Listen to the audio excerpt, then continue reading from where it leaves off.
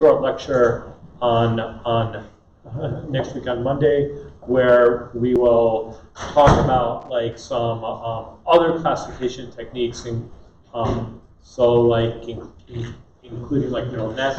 It's not really going to be about deep learning, but it's it'll help put in what we've talked about, starting to put it in that context if you're familiar with some of that. So is the quiz 4 like content like similar to homework 5? Yeah, so quiz 4 basically covers stuff from quiz 3, which ends up being clustering and classification. So it should overlap a lot with what's on homework 5. Yeah, and so you didn't see homework 5 was posted. We kind of walked through it on Monday in class. It's not due till Friday, December 6th, which is not till after quiz 4 again, but I suggest you look through it, and if there are things you don't have a clue about on there, probably good to try and kind of brush up on those so before quiz 4. I think, I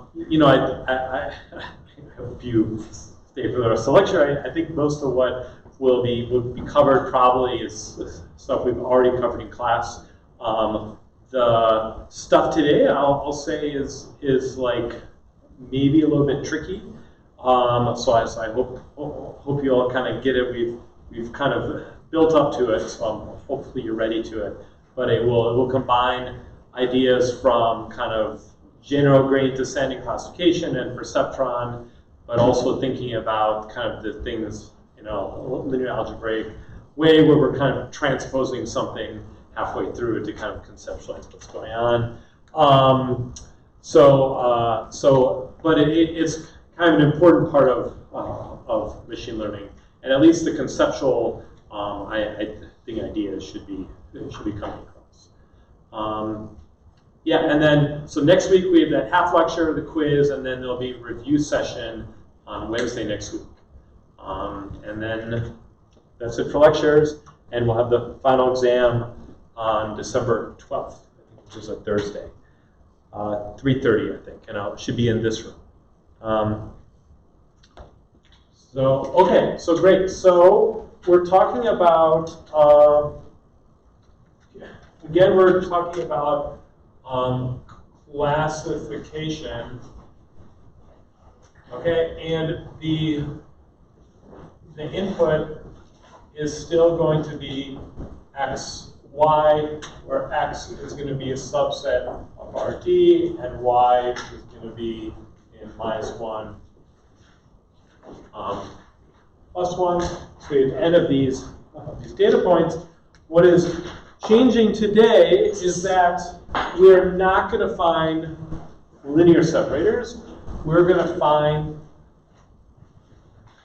a non-linear, or it can still be linear, but in general, a non-linear g of alpha in some way, which will take in an xi such that basically we want the sign of g of alpha xi to be basically equal to the sign of y, right? So we want the signs to match here again, but we're going to talk about how to deal with these non-linear functions. Okay, and kind of the linear functions are nice and they provide a foundation for what we're doing, but a lot of techniques, unless you're really in very high dimensions, then you often can do better with a nonlinear function. Okay, and so kind of the trick we're going to use here is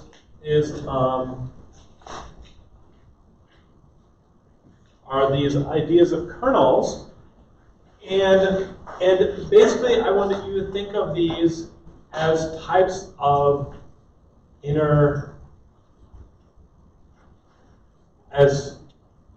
types of inner products. Okay, so far in all we've done in machine learning, and so as it turns out, I'm not going to get into this. A lot of most of regression and dimensionality reduction, you can do clustering this way. It's a little bit more work, but we basically, the only way we've interacted with the data is that we've had some W times xi. We've done some sort of inner product, and we've always done this as, so far, I equals j equals 1 to d of wj times xi j, right? So this was just the Euclidean dot product, which is just summing over the coordinates and taking the pairwise multiplication of these, right? This was the dot product we talked about early on in the semester. It's a nice, a lot of geometric interpretation. Okay, and all the way we've interacted with the data has been through this operation. And the main idea here is we're going to just kind of replace, we're going to still use this as kind of the symbol, but we're going to replace this with something else. Okay, we're going to replace it in general with a kernel wxi. Okay, so we're just going to replace it with the kernel and the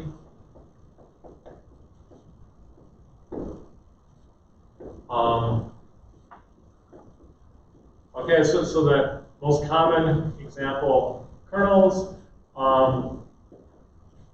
right? So is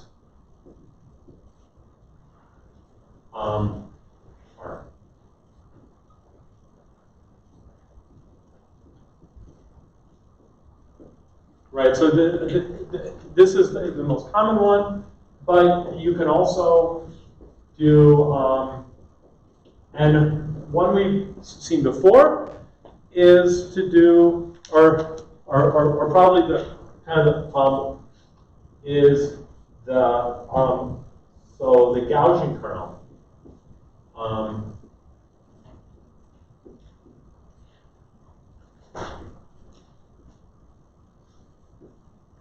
Right. So this is just the Gaussian kernel. It's kind of saying, now with the inner product, it was that if two items were similar, this value is going to be larger, and if they were kind of orthogonal to each other, then it was going to be 0. And if they're kind of on the other side of the origin, then they're actually going to be negative. In this case, basically, again, if they are similar, this is going to be large up to a value 1, and if they're far apart from each other in distance, scaled by sigma, then this is going to go to 0. So in principle, it's kind of doing something similar. And I can, effectively, we're just going to replace this operation. Another one we've seen is the, so the Laplace kernel. Okay, so I just didn't square everything inside the exponent. This one was going to work fine too. Remember, this one was, right, this is W, and then, this is the height here. With the case of the Laplace, it looks like this. And then for every value W, I evaluate a height. Okay, and then something else that we've seen before, but not in this form, is going to be what's called the polynomial kernel.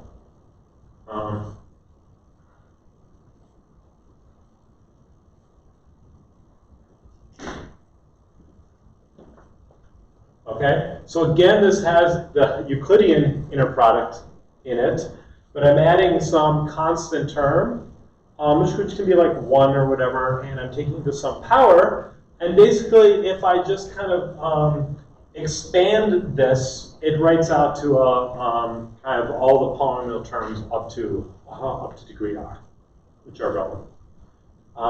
So this is basically, this is a polynomial, and it will more or less be kind of using this will more or less be equivalent to a lot of the tricks we did with regression, where we did polynomial expansion, but this just kind of keeps it inside of this Q form. All right, we'll come back to expansion ideas a little bit later. Okay, but this allows me to kind of describe some polynomial function, and this one may not necessarily have the property that if they're close, it's going to be a value which is large. Although I mean that's kind of here. All these terms are this will be larger if the inner product is larger, right? So I'm taking it to some power, adding some constant terms, stuff like that. Yeah. Can we kind of do like the same trick here where we added the bias to as a feature to the 2x? Right. So we'll see. This is with so just the kind of the normal W function here, and the classifier will actually have a bias. Right. So we'll come and drive. When I write out the definition for G, you'll see that we'll add the bias B as well. Again, yeah. But I'm going to build up to that. Okay. Yeah. If not, if the other way to do it in all of these is again to just add another dimension to xi and add a b term to the dimension of w as well. Right? You can also do that. It's more natural actually to interpret it, and typically what you do is you actually add the bias term. For like the C, we're doing plus C right there. Isn't that kind of like the same thing? C is not like the bias. Yeah, well, okay, so this kind of act like the bias term, but this term kind of through the expansion, like when I'm taking it to some power, I kind of write out all the terms, and this to some power becomes some coefficient. It comes out. It's more complicated than that, right? Because if this is squared, right, then I'm going to get c squared plus this squared plus c times this. So it ends up being partially a coefficient there as well. Oh, I think I see what you're saying. Right. Right. And if I take it to the third power, it shows up in a few places. So it's not just the bias term. There's some other stuff going on. But these kind of give you some handles to play with. Yeah. I'm sorry if you already said this, but C is a polynomial over what? So, yeah, so this is to the degree r, okay? But in all of these, they have these parameters, okay? With the polynomial, it's got two parameters here. And basically, the larger I make r, and the smaller I make sigma, the kind of more I can overfit the data. I have more expressive power, it turns out. With C, C is not as clear. I think it's the it's not as clear of a relationship what it's doing here. A lot of times you just see this with written 1 here, but it kind of scales the importance of various of the powers in some ways as well. So it's sometimes you actually want to play with this. If this confuses you, just put a 1 here. Okay, this is really the important parameter. As this gets larger, you get more power, and as sigma gets smaller, you get more power. But potentially C could include R as a variable, or no, so they're both parameters that I would tune through cross-validation. okay. Yeah. In some cases, you just set C equals to 1, and then just don't worry about tuning that. R is the more important parameter to tune. Okay. So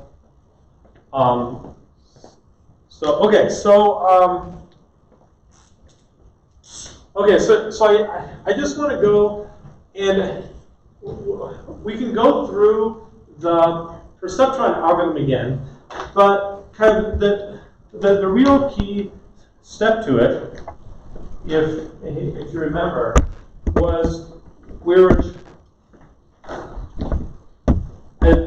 basically with per spectron, it was basically find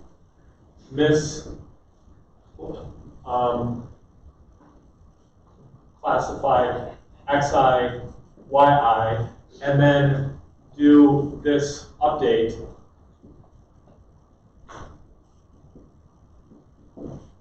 Right, where I just did this update step. Okay, and how I determined if those misclassified was an inner product. Right, that's what the function g was before. But now I was treating, as I mentioned this before, I was able to kind of add x and w together, or subtract if y is negative. So able to add them together. It's not as clear if this makes sense anymore. Okay, so I don't actually want to do this anymore. Well, so I'm going to do something. I end up doing something slightly different, but I want to think about this in a different way. So instead, I want to think about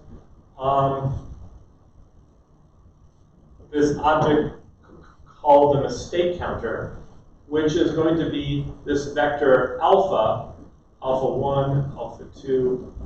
And this will be kind of different from the alpha we were thinking about before. Now it goes up to alpha n, where this is the number of the data points. Okay, so I'm going to maintain this mistake counter, and what alpha I is going to be is the number of times that xi, yi is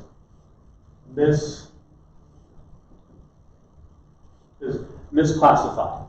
And that's where in the perceptron algorithm, I found this to be misclassified. I'm going to increment these alphas, these alpha i's. So they all start at 0, and if it gets misclassified, then I'm going to increment them. And what this means is that now I can write w in this form, and this is still with the Euclidean inner product. It's just going to be alpha I, yi, xi. Okay? So what I've done here is I've written out this w vector, and instead of just incrementing them one at a time, I'm kind of storing this implicit representation about just the number of mistakes. Every time it's always the sum of these misclassified data points, and I could misclassify something twice. I could oscillate between things and misclassify something twice. So these counters, they all start at 0, and then they only increment, right? And so I'm getting a number of misclassifications, and this is going to be equivalent. This is just a different way of maintaining the information in the perceptron algorithm. Okay, so this way of thinking about it is kind of going to be a dual representation, and it will be kind of more useful to think about and to operate on. And this is what we'll need to talk about things like SVM support vector machines, which we'll get to. Okay. So now the issue is that this vector is of size n, and I don't really want to store around all the n data points every time I want to evaluate g, right? The g function. It was an inner product with w, and I don't want to recompute this linear size function every time. N might be very big, right? Typically, I think I have lots and lots of data. N is very big, and most of these are zeros then. So I only have to store the ones which are non-zeros, right? And so in perceptron, then there are only t equals 1 over gamma star squared non-zero alpha i's. Okay, so most of these are going to be zeros, and I just have to store these non-zero ones. Okay, so it's kind of a wasteful representation. I probably don't want to store it actually as an like you might think of storing as like an array, but I wouldn't want to do that. I want to store it as like a hash set, right? Where I store the elements that have occurred, and I keep a counter for each of those. I don't need to store all the zero ones. Okay, so it's mostly empty. And this is true for perceptron when there's a big margin. We're going to go through, and I'm going to kind of convince you, well, in other cases, it's not going to be mostly empty. And then at the end of the lecture, I'm going to go back and tell you again, yeah, actually, it'll mostly be empty. Okay. So if you weren't already maybe teetering on confusion, that hopefully didn't. No. Okay, so hopefully you're all following so far. I haven't done anything too well. I've just introduced these notions of kernels, which are not really new. This one's a little new. I haven't really said what to do with them yet. And I've rewritten the perceptron with this mistake counter. I've just, instead of keeping track of a single vector of size d, I'm keeping track of n counters. Okay, so I haven't really changed anything yet. Okay, right, and now, in particular, my g function, right, g of data set x, right, before this was w times x, and maybe this was, I could put a plus b here if I want to, but I'll just skip that to keep things a little cleaner. But now I'm going to write this as, and I'm going to expand the definition of w. So now this is the sum, equals 1 to n, of alpha I, yi, xi, dot, let's say this for a point P, just so it's clear what's going on here. Okay, so I've just expanded the definition of w into here. And now the inner product is a linear operator, so I can factor this out.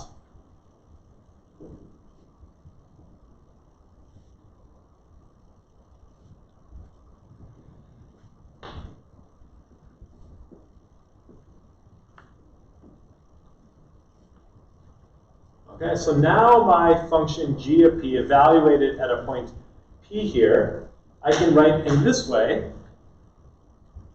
Okay, as a sum over these inner products.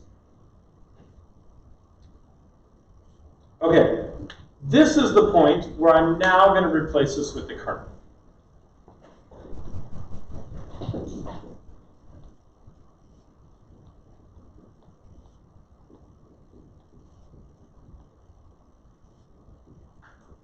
Okay, so now I can run perceptron. I can define my function g now in this way with the kernel in place of the inner product. Now, instead of having a single w before, which would kind of limit what these could look like, instead of being it'd just be kind of a ring around here, now it can be a sum of these kernel functions. And this gives me a lot more power here. This is a much more expressive. And then, so I use this to determine if this is negative for p, I predict it's negative. If it's positive, I predict it's positive. I can add an offset if I want to. And then I still just keep track of find one misclassified point. And instead of doing this, I just update the mistake counter, which updates this function g. So does the GP function change, like the value change depending on what kernel you choose? So like will you get different? Yeah. So it kind of all different sort of shapes depending on the choice of kernel. Yeah, I mean these are going to look fairly similar, actually. This one has longer tails for the same sigma value. but has these kind of pointy things sometimes, which can maybe be weird, and this one is smoother, the Gaussian is smoother. This one will be completely different. But if r equals 1, then this is exactly, I've recovered the Euclidean product. Right? If r equals 2, then I'm effectively, I'm going to get these polynomial curves are going to be my boundaries.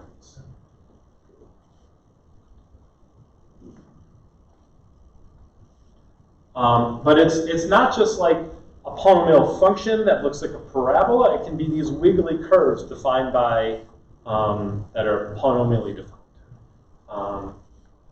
So there's some polynomial function from, RD to R, and then I look at some level set of that, and that defines a boundary. Yeah.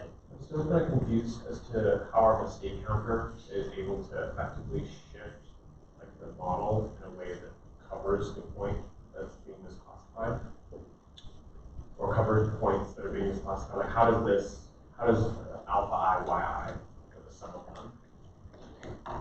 Yeah. So the way I like to think about this is through what's called a kernel, so density estimate.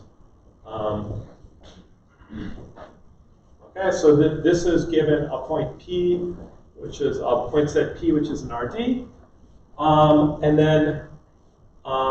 it's going to define a function KDE of P, which I evaluate at a point, let's say I evaluate at a point Q here, which is going to be 1 over the size of P,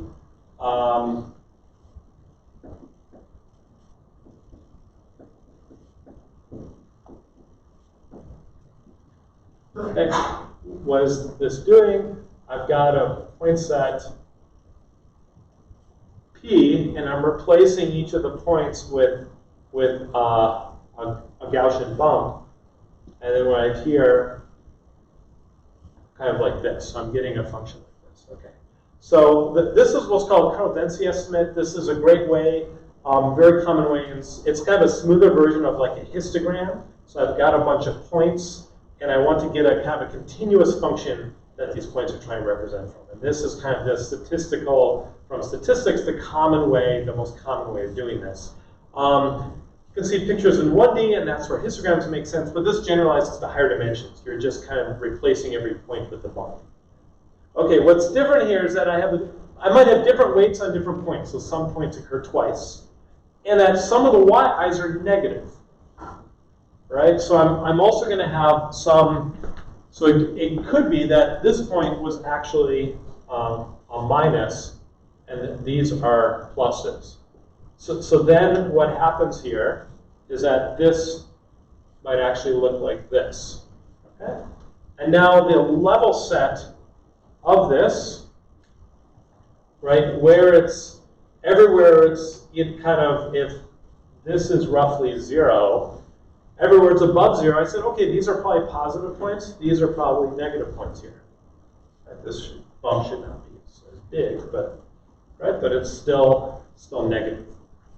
Okay, and so kind of as I see a negative example that was misclassified before, well, I pull the kernel density estimate down in that spot. And when I see a positive example that was misclassified, then I'm going to pull it up.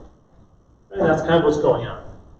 So then the alpha is kind of scaling how much you scale the kernel, and then the y is determining how much. Correct. Yeah. And then in our kernel density estimate, what's the parameter Q that we're supplying? Q is, I'm evaluating it at a point Q. Oh, okay. Right? So I've got a value Q, and I evaluate at the height right here, that's positive. Okay. I evaluate Q here, and this one is negative. And Q is not in our point set. Q is not a point set, it's the query. I'm querying this. Oh, okay. The same way I've queried, in this case I'm querying with P here. Mm-hmm. I probably should have kind of maybe used Q over, I don't know, I've switched P, and P is now the data set. So that this maybe should be, let's call this X.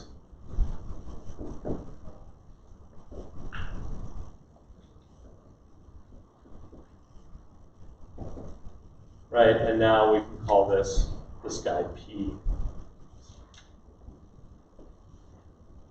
Right. Okay. Yeah, so this is kind of what's going on. Now I'm fitting functions around the positive points. I'm saying, well, these are positive, and anything nearby them should also be positive, and these are negative, and anything nearby is also negative. Okay? And so now that's kind of what's going on here. I find a misclassified point until there are no more misclassified points. All right, so this is the kernelized version of the perceptron algorithm. And if I were to use one of these kernels, I get different sort of nonlinear boundaries. So this is kind of cool. Yeah. You can just toss this in. You can just toss it in. This is called the kernel trick. Oh, okay. So the kernel trick. You can do this in regression. It turns out in principal component analysis and PCA, you can do this. Kind of this. If I go from a matrix A to the matrix B, which is A transpose, every element in there is an inner product. I just replace it with the kernel. And then I do kind of the low rank approximation of that matrix instead. That's the kernel trick again, right? And with regression, you have this. If you look at regression, you can do this again. You get these kind of kernel regression as well, and there's like kernel k-means and everything like this. Okay, so it's kind of So you can just throw it in there. Okay, so and I have to keep track of this counter of alphas, but okay.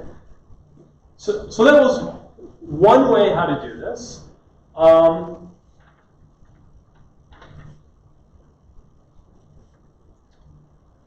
want to say there's a completely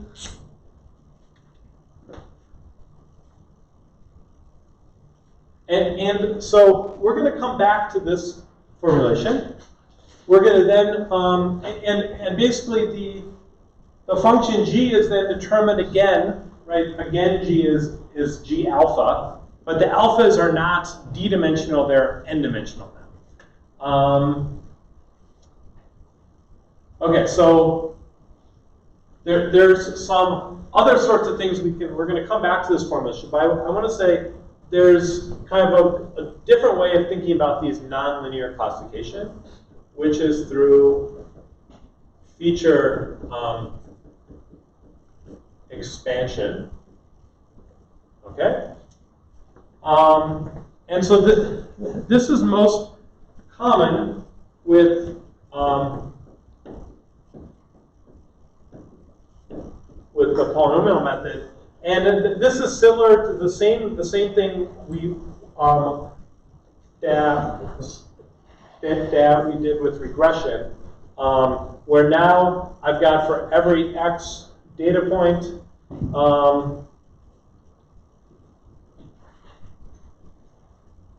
or for every, let's say for every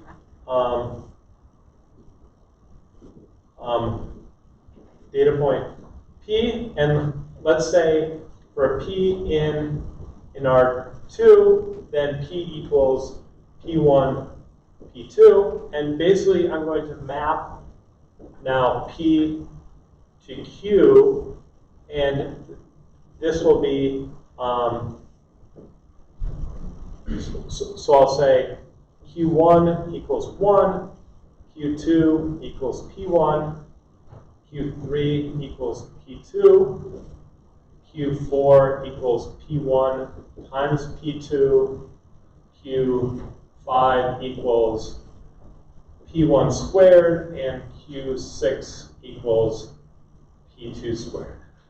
Right, so now I've mapped it to a 6-dimensional point. Right, so now it's in the 6-dimensional point, and now instead of doing this with the mistake counter, right? I can just say, now I want to learn some like alpha or it equals R6, right? And so now the kernel between P and W is going to be the Euclidean inner product between Q and alpha, right? Where I've just expanded, now it's just Euclidean inner product. Is Euclidean inner product, right? So this is the same thing I did with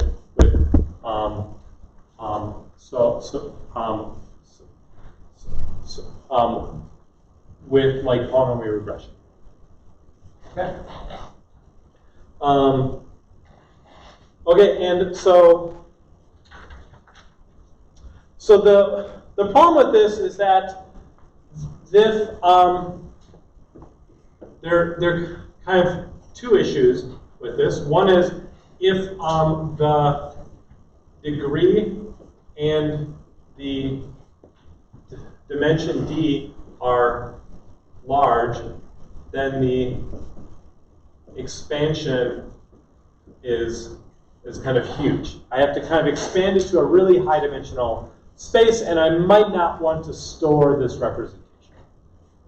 Right? So then I can, using that compact form over there for the polynomial kernel, kind of allows me with the same sort of powers before. I don't have to store this. If the mistake counter is a more compact, might be a more compact representation because it's sparse. Okay, so this huge expansion, I have to keep track of all these coefficients. And for every data point, every step, I need to do this, which might be more painful than actually computing inner product and taking it to some power.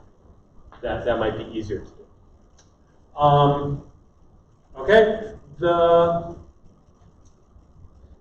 other question is how about the Gaussian kernel?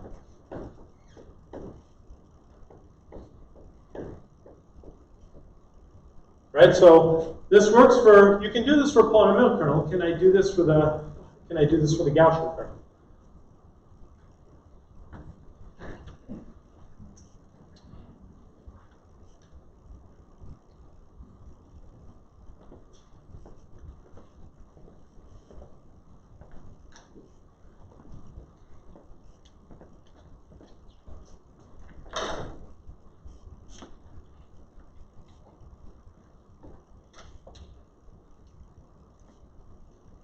Good thing is I can do this for the Gaussian kernel.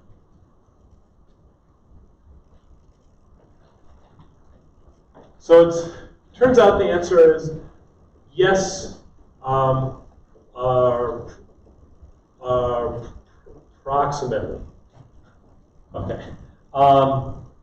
Okay. So I mean, there's actually there's a very long answer here, which is like half of a semester of a graduate level course.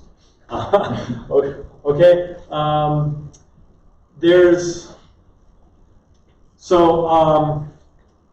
this trick. There's this kind of randomization trick where I can kind of generate a high dimensional representation. The higher I generate it, the closer it gets to approximating the true kernel inner product. But it gives me some representation, which is, again, Euclidean. So I can then treat it like it's Euclidean again. There's also this thing called the, but in order to get it exactly Euclidean, I basically need it converges in the limit in some statistical or sense, and the kind of using Chernoff-Hopting bounds, you can prove how fast it converges. It's just a Chernoff-Hopting bound. But in order to get it exactly, I kind of needed to go infinitely large. Yeah. By Gaussian kernel, you mean number 2? Yes. Yes. I mean, well, yes. Number 2 over there. Okay. And this same trick works for the Laplacian kernel, and I think any symmetric positive definite kernel. you can do the same tricks. And the other answer is there's something called a reproducing kernel Hilbert space. Okay, RKHS. It's a mouthful. After a long time, you eventually get used to it.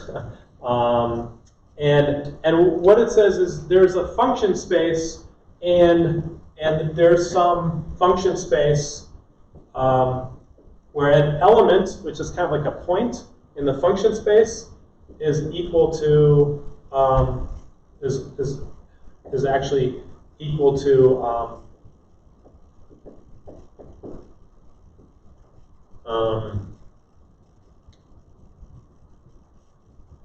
one of these objects. Okay, and the inner product, the natural way of defining the inner product between these objects, is exactly the sort of kernels that we use.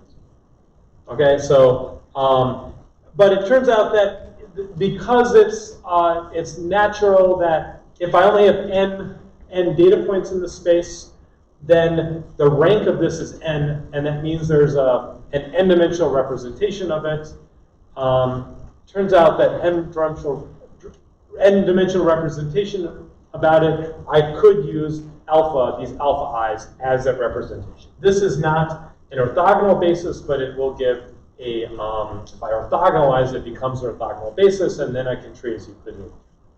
Okay, so there's lots of cool stuff going on that is useful kind of after a certain point, but we don't need necessarily all this machine. This approximate trick, as turns out, is not too hard, but it's beyond the scope of this class. Yeah. What conditions, I guess, make a good kernel function? Is it just something that approximates noise around a particular point, or? Yeah. So the Gaussian and Laplacian have this really nice intuitive thing, but the polynomial works well. It's basically what matters is the decision boundary it allows you to do. You don't want it to be too complicated.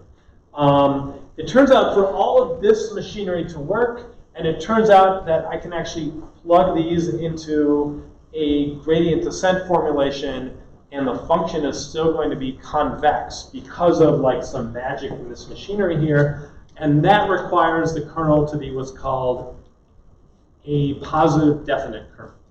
A positive definite kernel is one way of describing that is if I took all pairs of any set of n data points, and I created an n by n matrix that filled it up with all the inner products inside the matrix in the way you would expect. That matrix is a positive definite matrix. What does that mean from what we talked about in class? It's going to be symmetric, and all of its eigenvalues are going to be positive. Gaussian kernel and Laplacian kernel satisfy. Okay. Satisfy that property. So it means one implication of a positive definite kernel is that you can actually decompose it as the product of two real matrices, which are like the two data matrices you started with, and those two data matrices kind of are kind of a representation of it in the RKHS. Okay, so these are kind of answers that I don't expect you to totally understand, but okay. Okay, so I this is kind of a glimpse at there's a lot of other stuff going on here that we're not going to get into. But I want to talk about support vector machines, which we're pretty close to here. We're not quite at something called support vector machine, which is what was kind of the same way deep nets are kind of this big deal now. And you go to a venture capitalist, a few years ago, and you have a cool deep net that does something. Support vector machines were like that.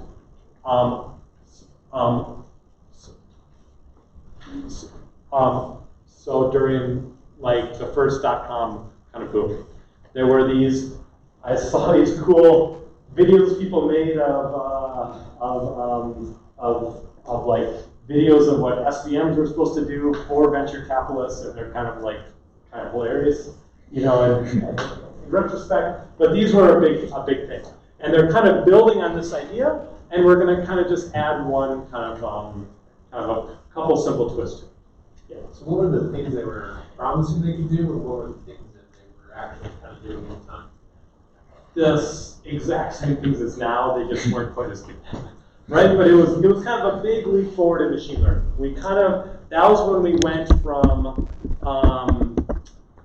could only do, effectively, we knew how to do these, there's this potpourri of techniques, and I might mention some other ones like decision trees and KNN classifiers and so forth, and there were linear classifiers, and we wanted to go to nonlinear classifiers, and this kernelized perceptron was kind of limited in some ways, and SVMs were kind of the right way of doing it, and they kind of worked because of this RKHS machinery and positive definite kernels and all this, and it gave us nonlinear classifiers, but it allowed them to tune them much more finely than the perceptron could, and the performance started, you know, there were big jumps in performance in a bunch of tasks.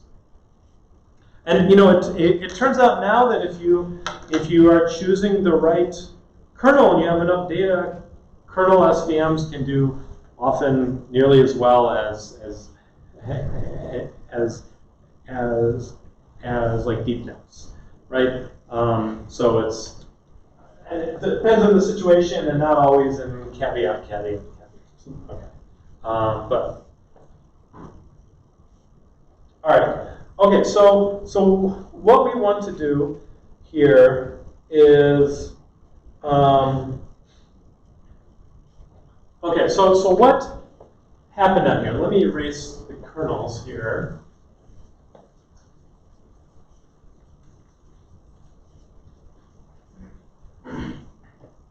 Maybe I'll go backwards over here.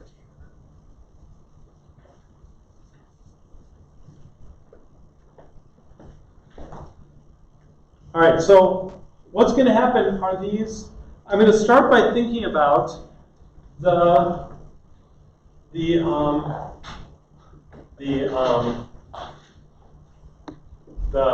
stakes in perceptron. I'm going to call these the support. So we're going to act like something we're going to call the support vectors, and this will be this will be some set S1, S2 up to Sk. Let's say there are k mistakes, and k is less than or equal to t equals 1 over gamma star squared. Okay? And it's less than this because I might have the same mistake twice. So we saw support vectors already when we talked about the margin, and that's when we had these negative points and these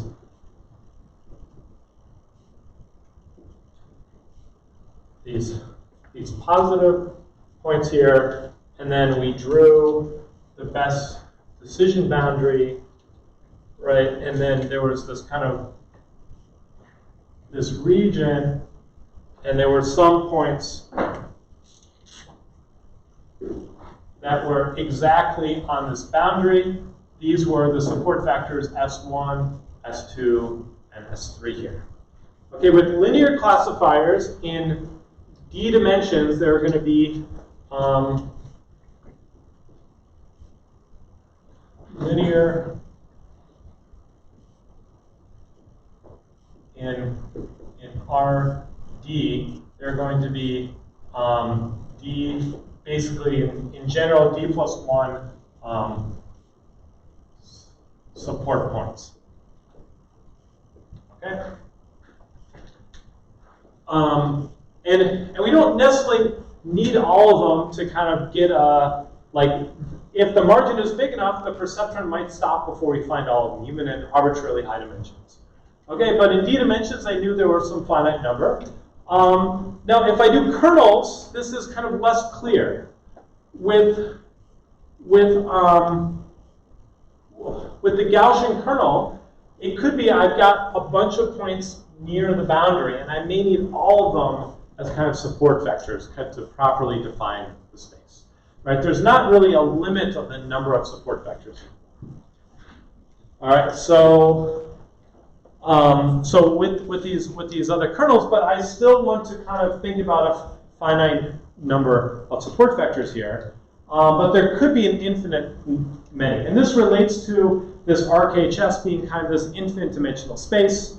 If I kind of do this decomposition, it may be full rank kind of thing, and I may need to describe some, something for all of the data points in order to get the function. Okay, and so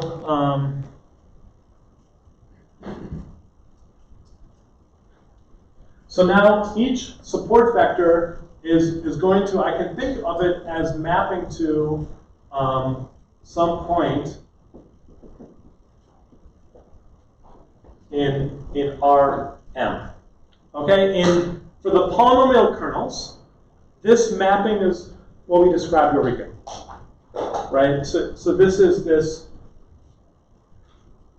okay, this is this mapping for the, I can think of it as roughly being Rm, say, or the RKHS. So if it's kind of a Gaussian kernel, this is kind of infinite dimensional, but let's kind of ignore that. It'll act like Euclidean space. So I can think of it as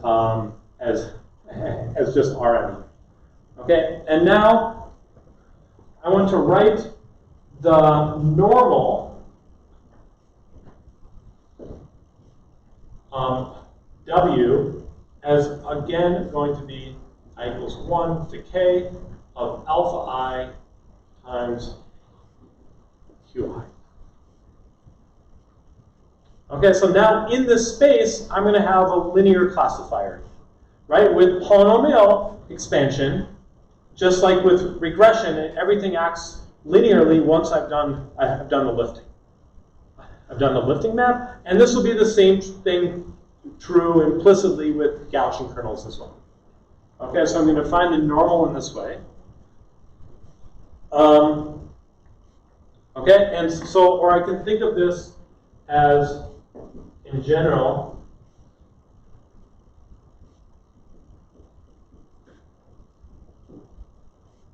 as this function, right? And exactly what we did over here. There's some, I explicitly put the negative weights here. I'm gonna kind of fold those into the alpha i's at this point. So now the alpha i's can be negative. Okay. Okay, and so with some kind of what you're going to think about now is that there's this kind of, and there's some abusive notation I'm not going to completely unfold here, but for these positive definite or these reproducing kernels, I can kind of write something like, for some data point as being equal to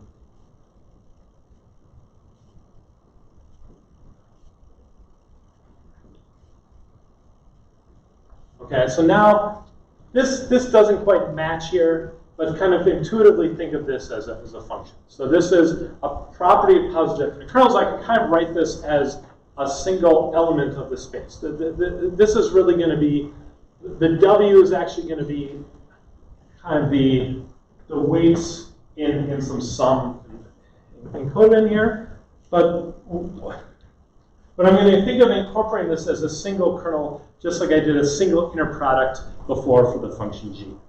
Okay, and so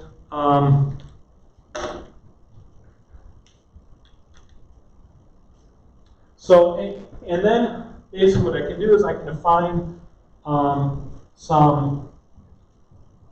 What I really want to do is for a particular data point,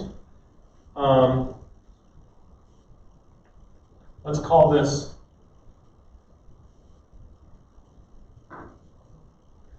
for some data point. I'll use PI now just to avoid the confusion with the, well, no, I can use XI, that's fine. XI, so for a data point, I can drive this ZI, which is going to be the YI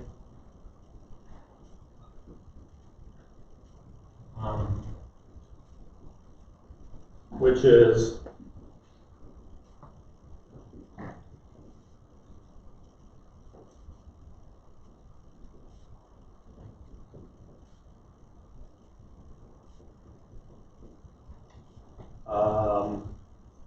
let's make this J.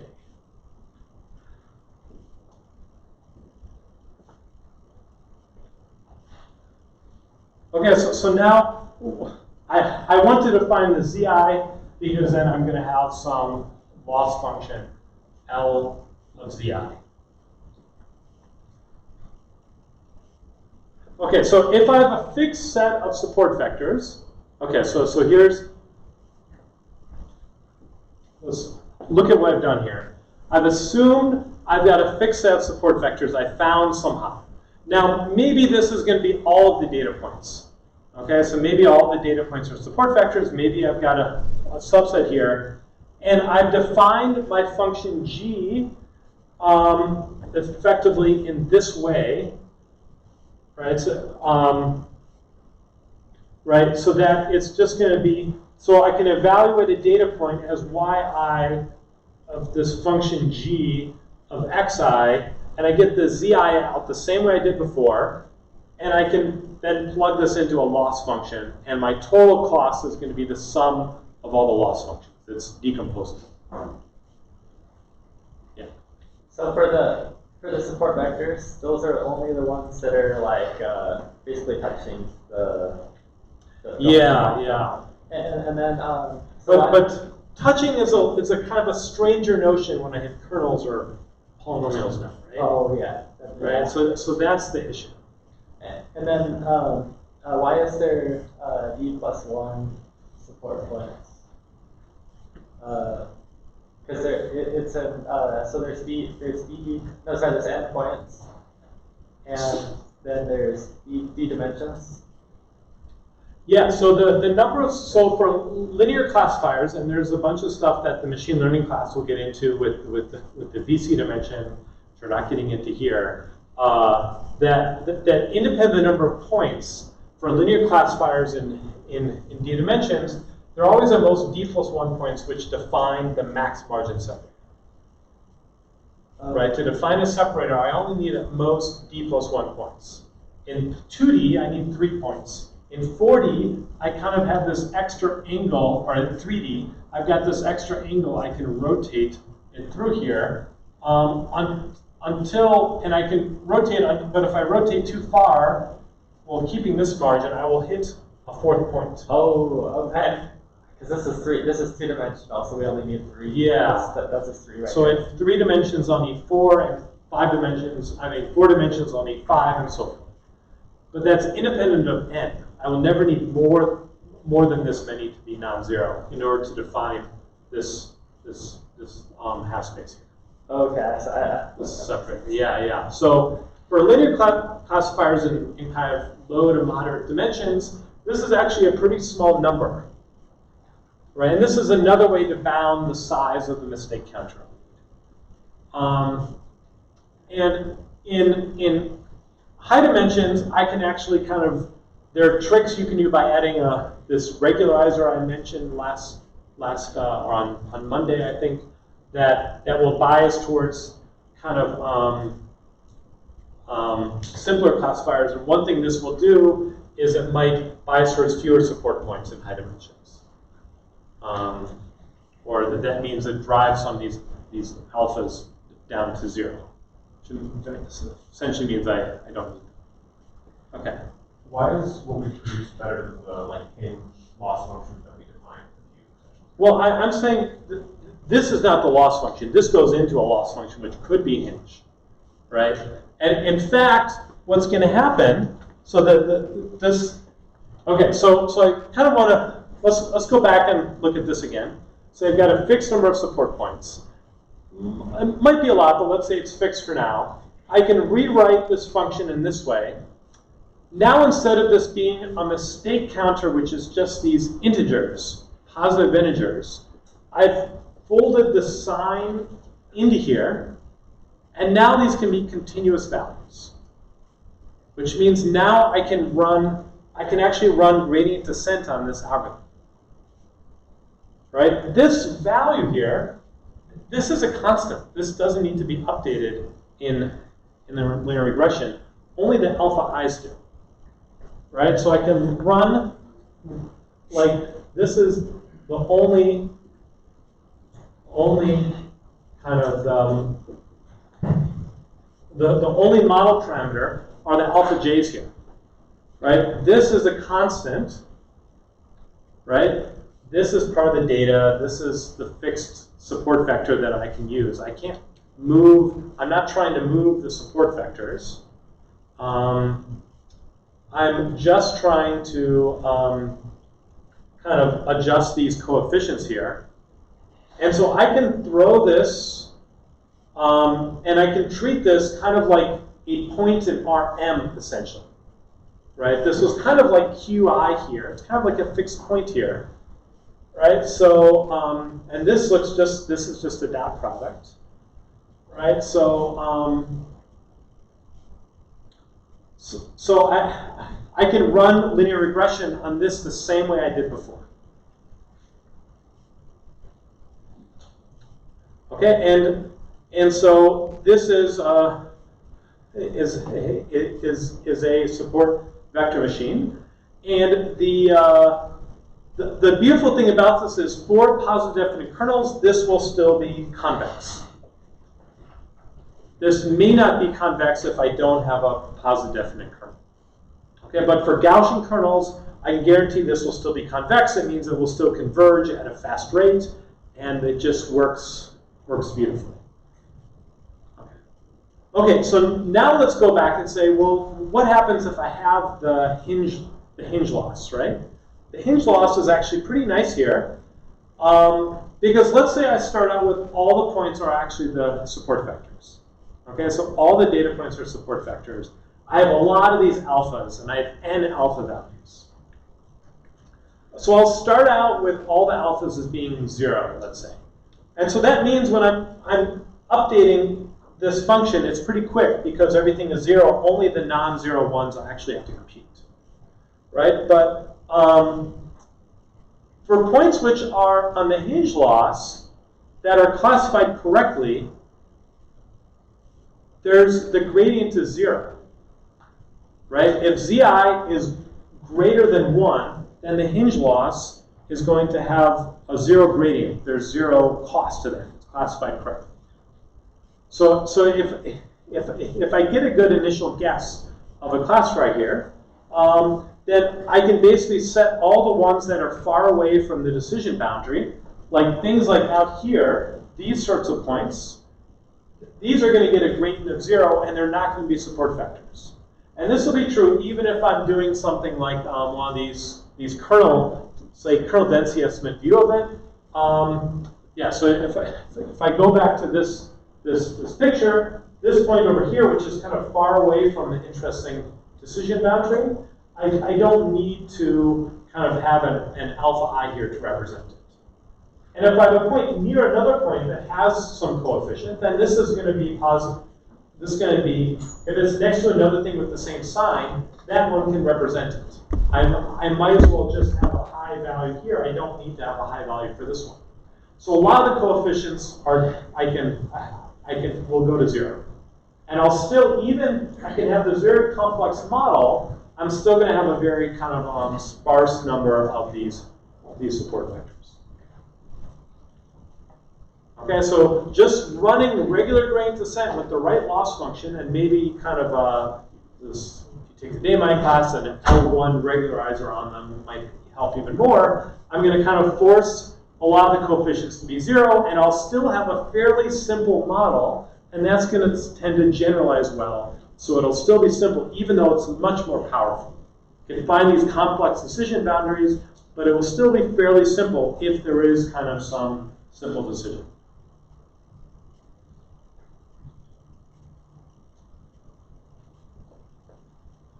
Okay, so I threw a lot of math here on the board, okay?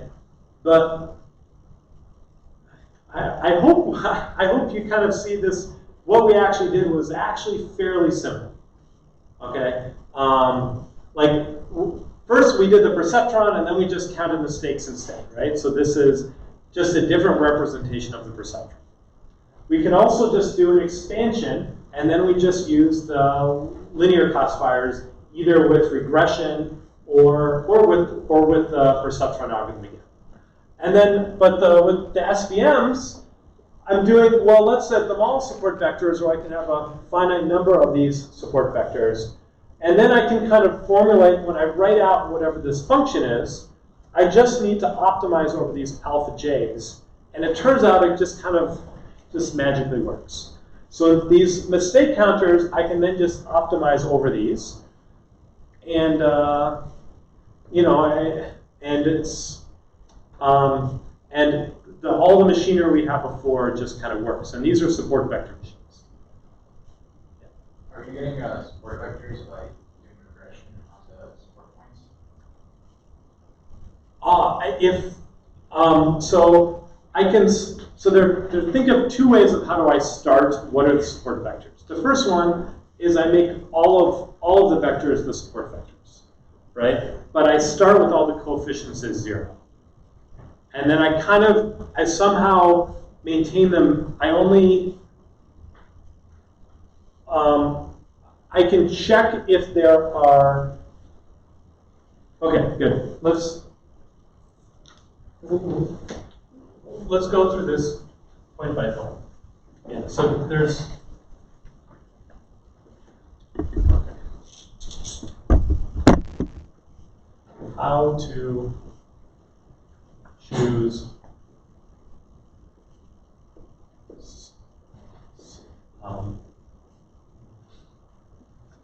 the support vectors. Okay, so option 1, I can run kernel. I can run the kernel perceptron. So T steps. And then I can optimize these acronyms, right? This gives me counters, and then I can optimize. I can tune the acronyms, right? Okay. The other one is I can start with the S set being all of X. So that means K equals N. But then use, say, hinge loss, and I'm going to have many, we'll have alpha I equals to 0. So then I just won't have a lot of support vectors. So I'll start with all of them, and then only the ones, so then I'll say only alpha I not equals to 0 is going to be SI A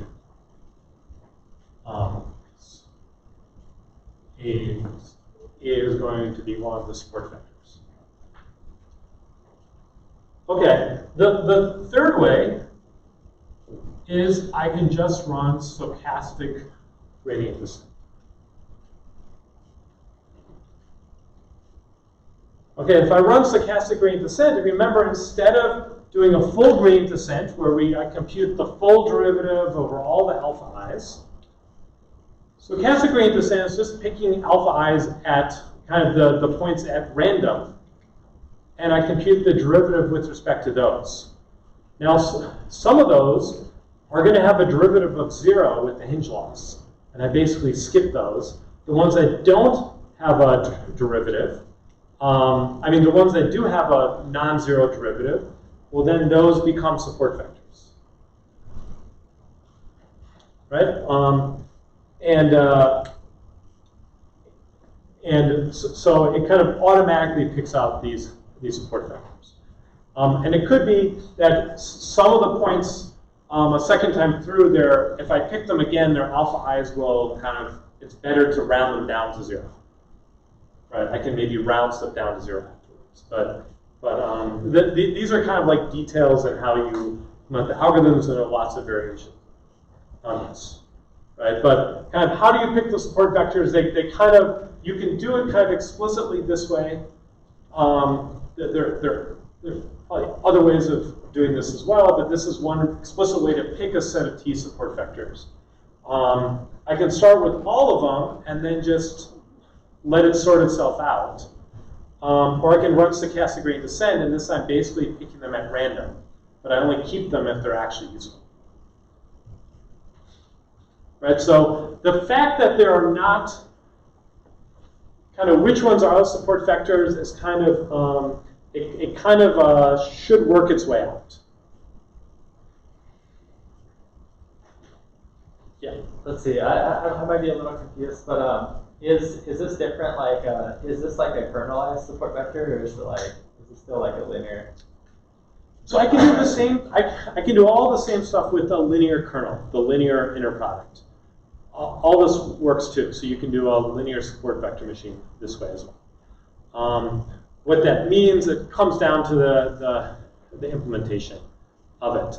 But it generally helps to keep, so like people do the same sort of stuff when I'm in very high dimensional space. Right? If I'm in very high dimensional space, I don't necessarily want to keep track of all the coordinates. Some of the coordinates end up being useless. And so I want the coordinates which are not needed in that space, I can essentially ignore. Now, this is not maintaining exactly the coordinates of it, though. What it's doing is it's saying I'm maintaining a subset of, say, k points, and I know then that the interesting part of the data is in the span of those k points. Right? So now we think back to the dimensionality reduction part of the class. And if there are only k points, which are enough to define the decision boundary I have, then if all the data points lie close to this space and are maybe far away from the decision boundary, then I can just kind of pretend that it lies in this big span of these k-dimensional space. Right? I take these k points and I look at the kind of the best ranked k approximation of these points, right? Or the k-dimensional subspace that is contained in these points, and I'm essentially operating in there. But I'm doing that implicitly with the support vectors. Is that? Just a little, yeah, just a little bit. Okay, there's like a different way of going through this kind of mathematics with that I not plan on doing that, and I've always found that more confusing than this. So, but there's a way to kind of completely develop it from that perspective as well. As I'm looking in the span of some high dimensional space, but that works even in infinite dimensional spaces, which is why the Gaussian kernel still works.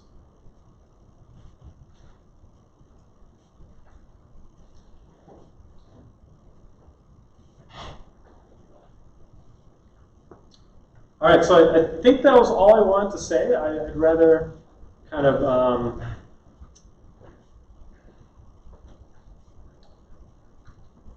so if there are more questions, so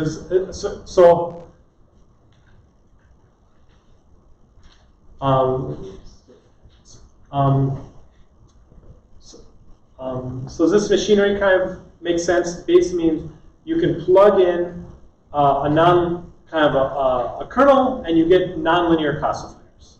And this is basically, and you can either do it the old way of feature expansion, or you can do it actually just by this kernel trick, where I replace the inner product with the kernels. But then I need to do this mistake counter. But then if I want to optimize that, then I start with that, and then I actually can run gradient descent over the remaining alpha values.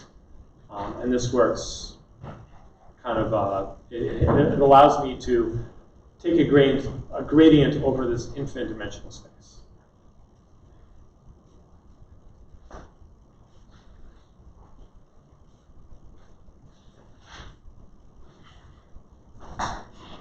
Right, and I believe the machine learning class will probably give a completely different way of explaining this concept. So, but hopefully this primes you for it. So when you see it again next time, it'll be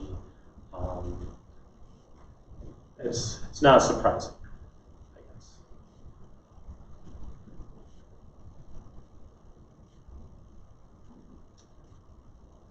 Okay, so it's probably snowing outside. I'll let you guys leave a few minutes early. Have a happy Thanksgiving, and we'll have a quiz on Monday when you get back. Question for the name. I'm going to call k-means the classification, or because k-means is the clustering, Right. and like the thing is basically using the same thing